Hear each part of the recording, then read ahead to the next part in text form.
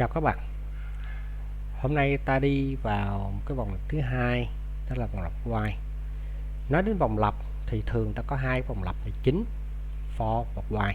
Nó có một cái do while, do và do while, nhưng mà bạn học chỉ cần chữ while là đủ. Nói đến vòng lặp, ta có hai cái vòng lặp for bạn đã biết rồi, vòng lặp while.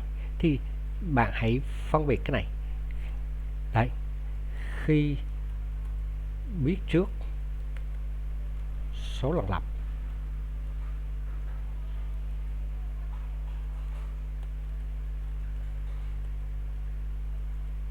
đó, khi biết trước và khi không biết trước số lần lặp. Ta hãy nhớ nè, đối với vòng lặp for khi biết trước số lần lặp, đúng không? Yes, có nghĩa là ta dùng được nha bạn. Còn khi không biết trước số lần lặp, đúng không, thì for không dùng được, no.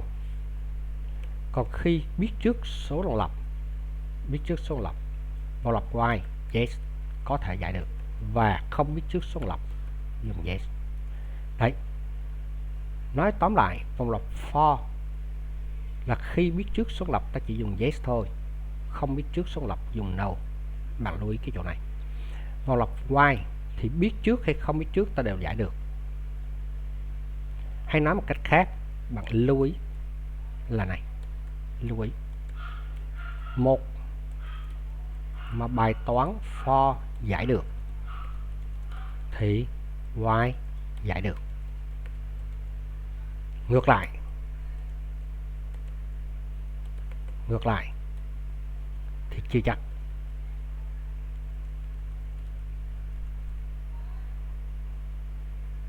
Có nghĩa rằng ngược lại thì nếu while giải được thì for chưa chắc giải được.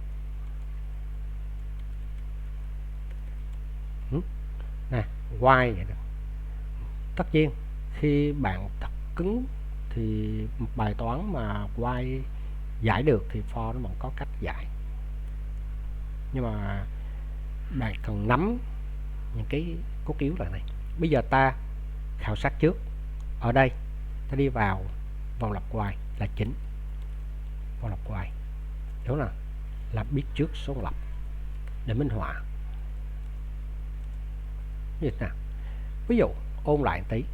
Khi mà bạn dùng for int y bằng 1, y nhỏ thu bằng n, y cộng cộng, và mỗi lần ta xuất a xuất y ra, đây là bài toán for, thì bạn xem while nó vẫn chạy được. Đây, bây giờ bạn y bắt đầu bằng 1,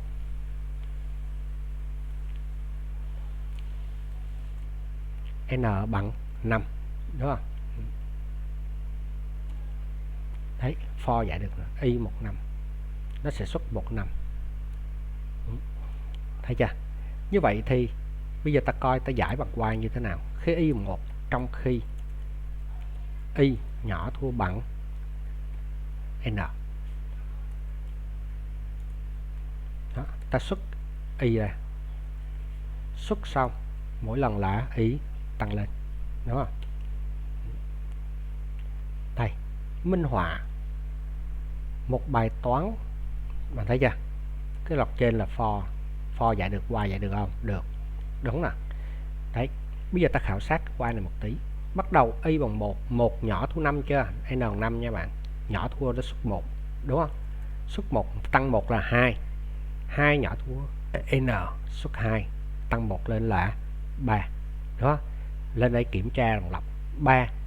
Đó, nhỏ thua n xuất 3, cứ thế 4, và đến khi 5 vẫn nhỏ thua bằng này các bạn. Đó, nó xuất 5. Nếu mà bạn không có cái này thì nó xuất là 1 2 3 4 thôi. Thấy chưa? Đó, 1. Ở đây cái này nè, cái điều kiện nè.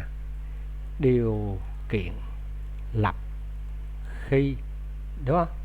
Lặp khi điều kiện còn thỏa, đúng không? Lặp khi điều kiện còn đúng. Đó, cái điều kiện sai thì thoát. Đó, 5, ví dụ 3 nó còn đúng là nhỏ thua n, 3 nhỏ thua 5 còn đúng thì nó sẽ.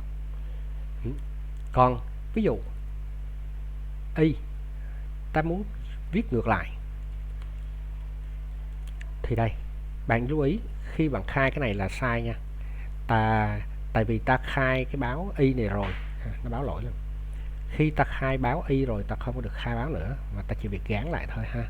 Đó, y 5, ta muốn đảo ngược lại, đúng nè, thì trong khi y lớn hơn 0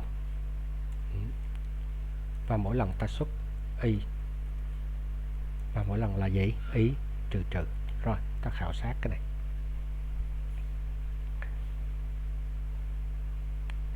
Anh thấy chưa? 5, 4, 3, 2, 1.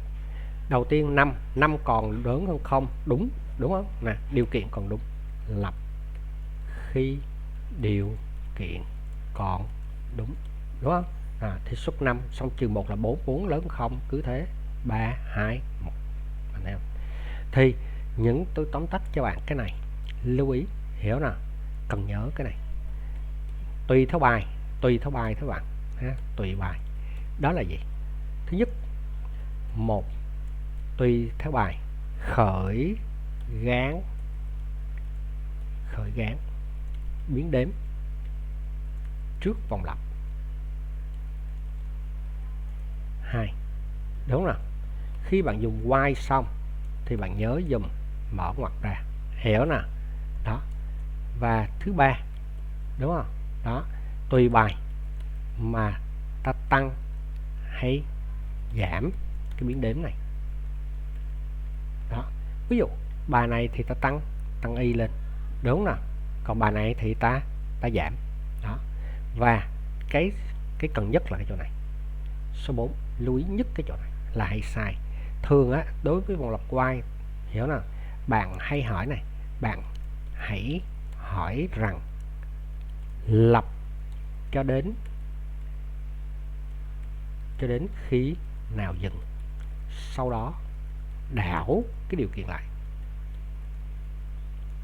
Nhớ nha bạn, lặp cho đến khi nào dừng, sau đó đảo cái điều kiện lại. Rồi, để bạn thấy này, ví dụ nếu mà bạn bình thường á, thì bạn lấy ngay cái for này, đúng không? Làm luôn. Nhưng thường ai đi viết for này rồi xong mình viết lại để mình nhớ cái này. Đó, bây giờ ta xóa đi để cho mình họa nó dễ. Đó, cái for đó này y1, đúng không? Bạn thấy nè, bây giờ bạn muốn xuất các số 1, 2, 3, 4, 5 thì y1, y2, y3, 4, y5, đúng không nào? Đó, điều kiện lại. Ví dụ nè, khi mà y lớn hơn 5 thì dừng, đúng không? Y lớn hơn 5 dừng, bạn đảo cái điều kiện, đảo lại là gì? Y nhỏ thua bằng 5. Bạn lưu ý nha, lớn hơn thì phải đảo lại nha. Đó. Lập cho đến khi a nhỏ thua bằng b thì đảo lại là gì? A lớn hơn b. A lớn hơn b. Cái chỗ này nhiều cái ngớ ngẩn lắm bạn. Có nhiều người nói A nhỏ bằng B thì đảo lại là B nhỏ thua bằng A. Trời ơi, hay ghê. A nhỏ bằng B thì bạn cứ giữ nguyên cái này, bạn đảo cái dấu lại thôi, A lớn B. Bạn lưu ý. Lập cho đến khi A bằng B thì ngược lại đảo lại là gì? Đảo cái điều kiện này lại là gì? Là A khác B. Bạn lưu ý. Đúng không? Đó. Còn nếu mà điều kiện là N nó nằm trong này, trong cái khoảng là ví dụ từ 0 N nhỏ thua 10 đó, hay 100 đi. Đó, bạn để nha. Đó, từ 10, đúng không? Đó, đến 20. Đó. Thì đảo lại là cái bên này là N, đó, điều kiện là N lớn hơn 10 và N nhỏ thua 20. Như vậy thì đảo nó lại thì nó là gì? N nhỏ thua bằng 10, chứ không phải là hoặc các bạn.